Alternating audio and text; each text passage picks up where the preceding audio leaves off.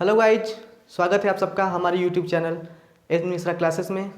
तो जैसा कि आप सब जानते हैं कि हम बीएड फर्स्ट सेमेस्टर का 4th पेपर जिसका कि नाम है शैक्षिक तकनीकी एवं कंप्यूटर संदेशन के बारे में अध्ययन कर रहे हैं। उसका हम लोग प्रथम यूनिट का 3-4 वीडियो बना चुका है और प्रथम यूनिट में हम आज ये आखिरी यूनिट जिसका कि नाम है शैक्षिक तकनीकी के विकास और डिजाइन के लिए व्यवहारवादी और रचनात्मक दृष्टिकोण, behaviourist and constructivist perspective for development and design of ET. तो इसके बारे में हम अध्ययन करेंगे कि व्यवहारवाद क्या है, रचनात्मकवाद क्या है। लेकिन उससे पहले अगर आप चैनल पर नए हो तो प्लीज़ चैनल को सब्सक्राइब कर लें। तो अब देखते हैं कि देखिए यहाँ पर हमने व्यवहारवाद बता दिया है क्या है और एक तरफ दिया है रचनावाद क्या है। दोनों को क्रमशः देखते हैं कि क्या क्या है ये। देखिए, व्यवहार में छात्र उद्दीपन को अनुक्रिया से जोड़ता है जिससे एक नया व्यवहार उत्पन्न होता है। व्यवहारवादी एक नया अलग सिद्धांत है।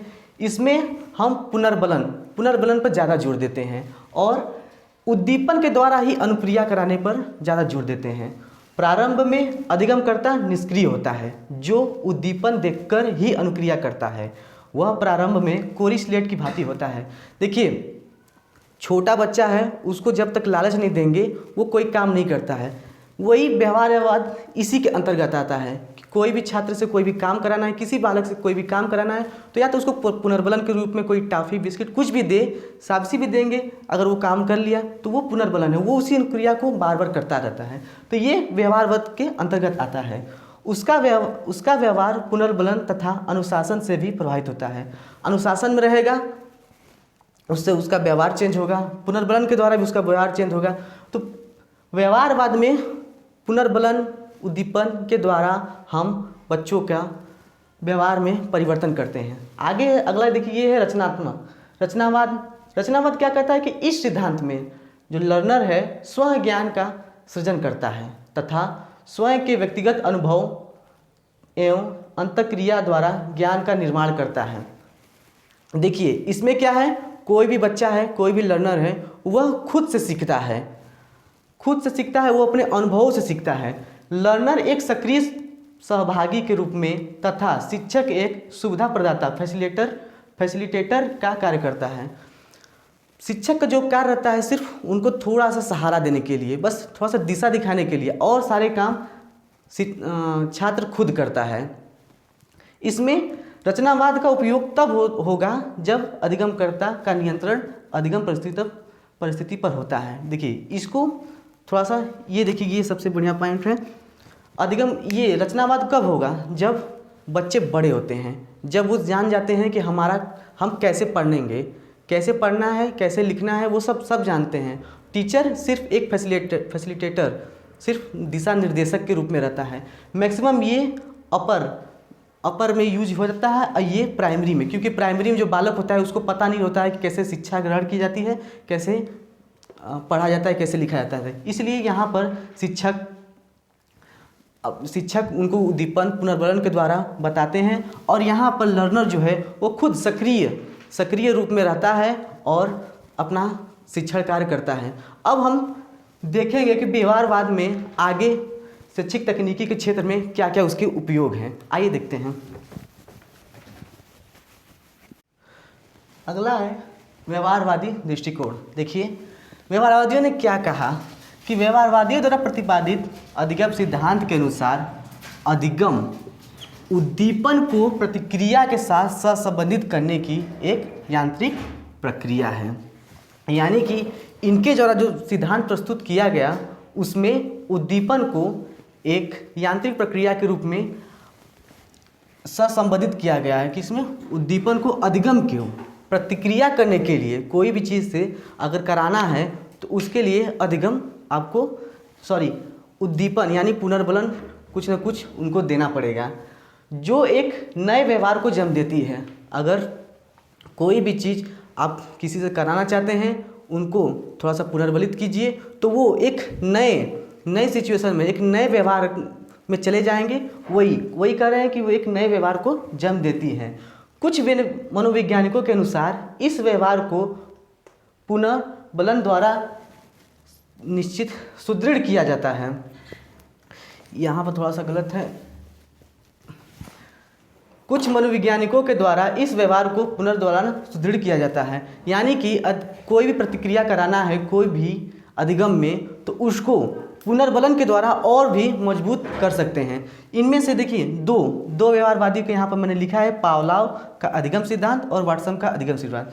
जिसमें पावलोव का अधिगम सिद्धांत, उसमें उन्होंने कहा था कि उद्दीपन और प्रतिक्रिया के बीच की कड़ी से उत्पन्न व्यवहार सुदृढ़ बनाता है। और वाटसन का अधिगम सिद्धांत क्या कहता है कि अधिगम जो है वो उद्दीपन और अनुक्रिया के सहसंबंध द्वारा होता है, यानी कि दोनों एक दूसरे से इंटरकनेक्टेड हैं। तो ये रहा इनका दृष्टिकोण। अब हम थोड़ा सा व्यवहारवाद का देखते हैं कि क्या क्या विशेषताएं में इनकी सारे खूबी पता चल जाएगी कि ये इसको क्यों शिक्षा में किया गया है।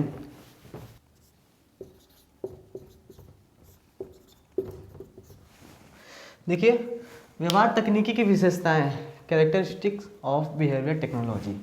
इसमें पहला क्या है कि व्यवहार तकनीकी शिक्षकों की व्यक्तिगत विभिन्नताओं पर बल देता है। देखिए बिहेवियर तकनीकी ये शिक्षकों के लिए है, बच्चों के ये जो हमारा जो एजुकेशन टेक्नोलॉजी का जो विषय है वो मेनली शिक्षकों के लिए बनाया गया है। तो ये शिक्षकों के लिए दिया गया कि व्यवहार तकनीकी शिक्षकों के व्यक्तिगत विभिन्नताओं पर बल देता है और यह मनोवैज्ञानिक सिद्धांतों का शिक्षण एवं प्रशिक्षण में प्रयोग करती है। व्यवहार को बदलने के लिए हम लोग मनोवैज्ञानिक सिद्धांतों का प्रयोग करते हैं ताकि व्यवहार में तमाम से चेंजेस हो सके। तो देखिए इसीलिए यहाँ पर भी शिक्षण और प्रशिक्षण में मनोवैज्ञानिक सिद्धांतों का प्रयोग करते हैं।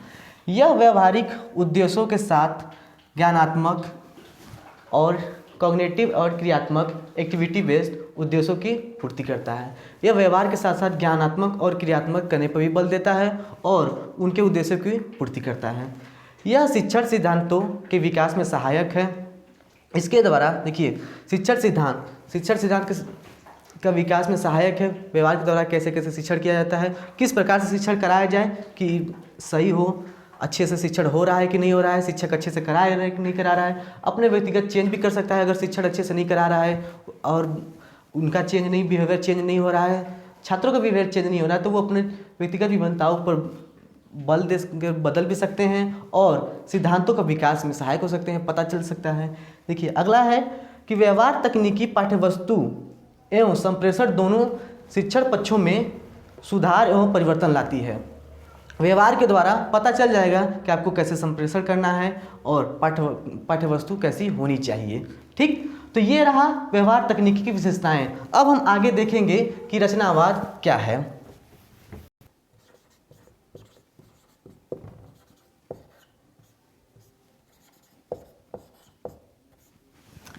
देखिए रचनावादी दृष्टिकोण, हमने व्यवहारवादी में ये देखा था। व्यवहारवाद में क्या था कि उसमें पुनर्बलन के द्वारा बच्चों का व्यवहार में परिवर्तन किया जाता है, शिक्षक अपने करते हैं। और रचनावादी दृष्टिकोण इसमें क्या है कि बच्चे खुद से सीखते हैं। हमने शुरू में ही बता दिया था कि व्यवहारवादी और एक तरफ रचनावाद दोनों का अलग अलग कर दिया था। आपको नहीं समझ आया तो एक बार फिर पीछे जाकर आप वीडियो को देख सकते हैं कि मैंने क्या बताया था अलग अलग।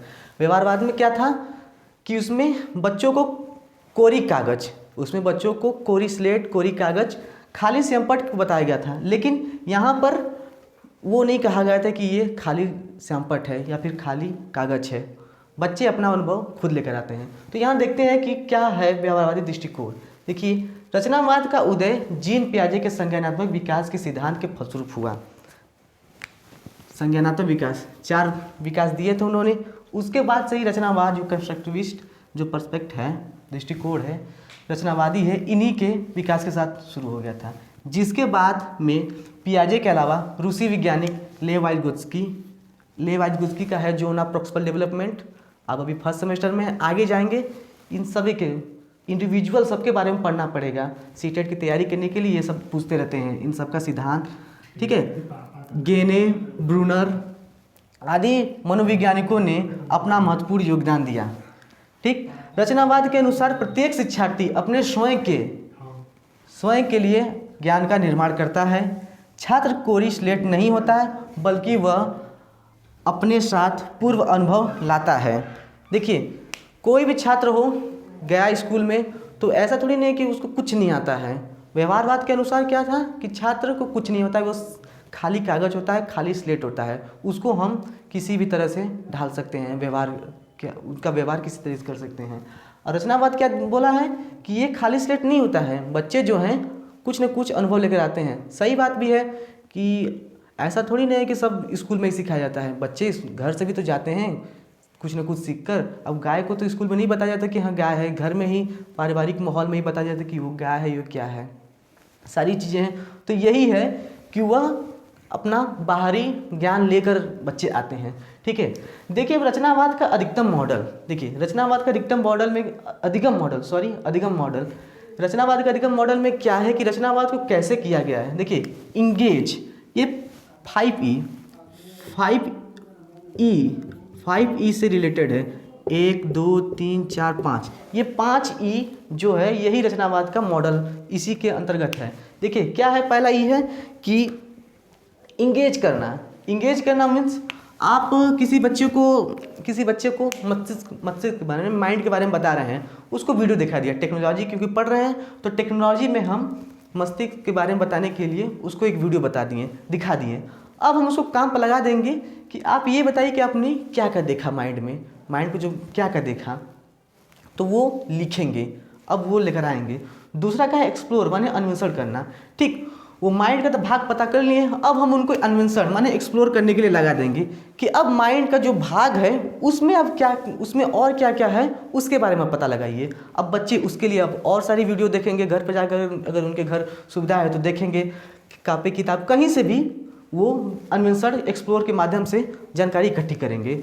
अगला क्या है, एक्सप्लेन। अब इकट्ठा करने के बाद एक्सप्लेन माने व्याख्या करेंगे, टीचर को बताएंगे कि हाँ देखिए ये ऐसे है, हमने माइंड में ये पढ़ा है, मस्तिष्क के बारे में ये जाना है। अगला है एलुब्रेट मीन्स विस्तार करना। अब जो यहाँ से जो भी चीज़ें, जो भी ज्ञान शिक्षार्थी जो है टीचर के सामने उपस्थित करेंगे, उसको शिक्षक जो है एलुब्रेट माने विस्तार पूर्वक अध्ययन करेंगे कि माइंड में क्या क्या है, कौन से भाग है, कौन कैसे कार्य करता है।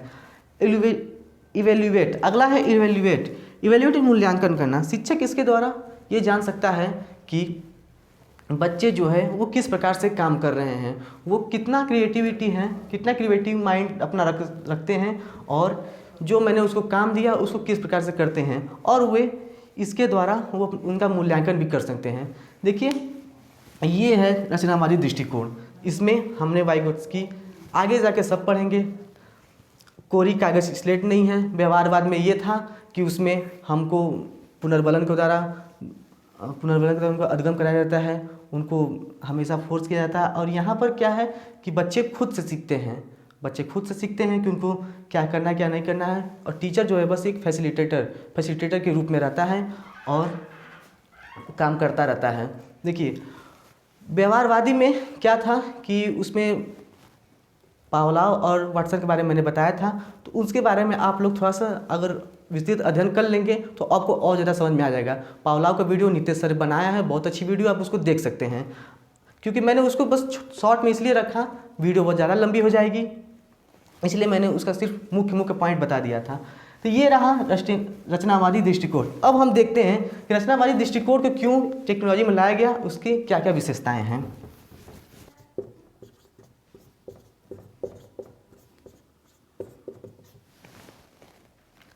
देखिए रचनात्मकवाद की विशेषताएं, कैरेक्टरिस्टिक ऑफ कंस्ट्रक्टिविज्म। इसका देखो पहला है कि रचनात्मकवाद ज्ञान के संप्रेषण एवं ग्रहण के स्थान पर स्वयं के प्रयत्न से ज्ञान के निर्माण पर बल देता है। इसमें क्या था, बिहेवियर में हम बच्चों को ज्ञान देते थे, और ये जैसा कि मैंने बताया था कि इसमें शिक्षार्थी जो है स्वयं ज्ञान ग्रहण करता है। ज्ञान के संप्रेषण और ग्रहण के स्थान पर स्वयं के प्रयत्न से अपने अगल बगल के पर्यावरण से वो ज्ञान को कलेक्ट करता है।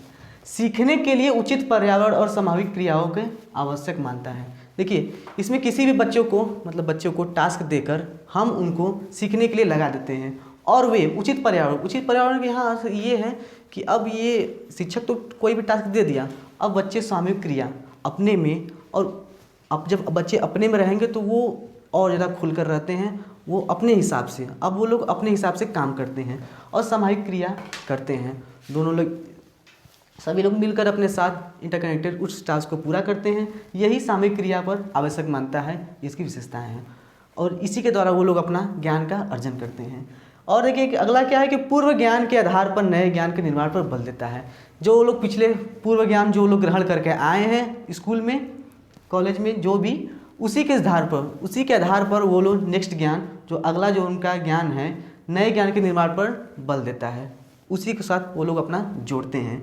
उसी के आधार पर ज्ञान की क्रमबद्धता और उसके पुनर्गठन पर बल देता है। ये ज्ञान को क्रमबद्ध तरीके से और उसके पुनर्गठन पर बल देता है। बच्चे अपने हिसाब से ज्ञान को ग्रहण करते हैं, शिक्षक जो है सिर्फ एक फैसिलिटेटर का रोल निभाता है। देखिए ये रहा शैक्षिक तकनीकी का फर्स्ट यूनिट में आखिरी जो पॉइंट था हमारा, व्यवहारवादी और रचनात्मक दृष्टिकोण। पेपर 4 का ये फर्स्ट यूनिट आज समाप्त होता है। 5 वीडियो में हमने प्रथम यूनिट समाप्त कर दिया। अगले वीडियो में हम लोग सेकेंड यूनिट से स्टार्ट करेंगे। तब तक के लिए धन्यवाद।